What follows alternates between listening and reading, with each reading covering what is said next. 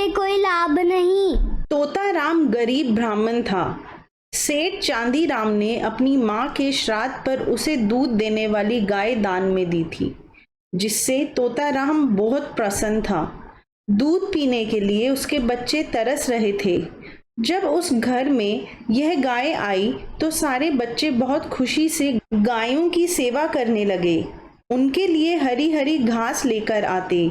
कुछ ही दिनों में यह गाय काफी मोटी ताजी हो गई। एक दिन एक चोर ने उस मोटी ताजी और दूध देने वाली गायों को देखा तो उसके मन में यह इच्छा पैदा हुई कि यदि मैं इन दोनों गायों को चुरा लूं तो मुझे बहुत अच्छे रुपए मिल जाएंगे।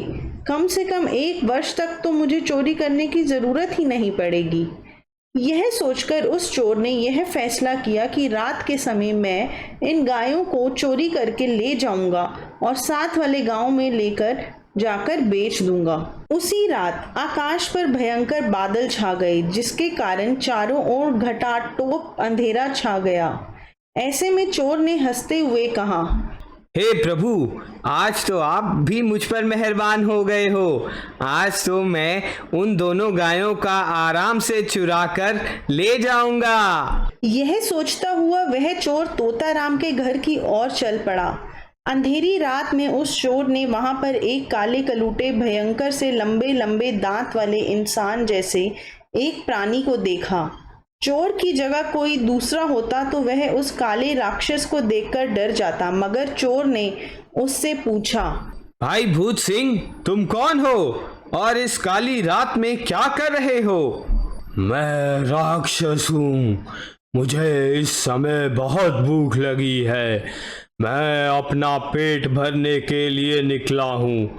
तुम यह भी जानते होगे कि मैं केवल खून पी कर ही अपना पेट भरता हूँ। लेकिन तुम किसका खून पीना चाहते हो? उस तोताराम ब्राह्मण का, जो लोगों का माल खा खा कर मोटा हो रहा है। मगर तुम कौन हो जो इस भयंकर रात में बड़ी निडरता से घूम रहे हो? मैं नामी चोर पाला हूँ। मैं उसी ब्राह्मण की गायों को चुराने के लिए आया हूँ। इसका अर्थ तो यह है कि हम दोनों ही पेशेवर भाई हैं। हम दोनों एक ही स्थान पर चोरी करने जा रहे हैं। तुम गायों की, मैं खून की। दोनों ही ब्राह्मण के घर पहुंच चुके थे।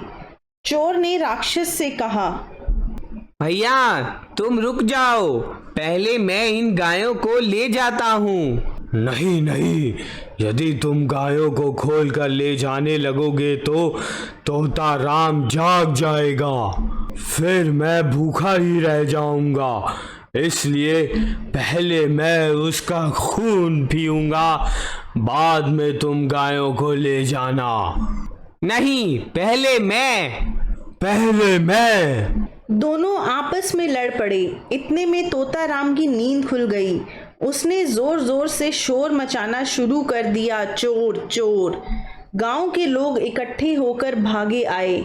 सब गांव वालों ने मिलकर उन दोनों की खूब पिटाई की और फिर राजा के सैनिकों के हवाले कर दिया। इस कहानी से हमें ये शिक्षा मिलती है कि लड़ाई ही सबको ले डूबती है।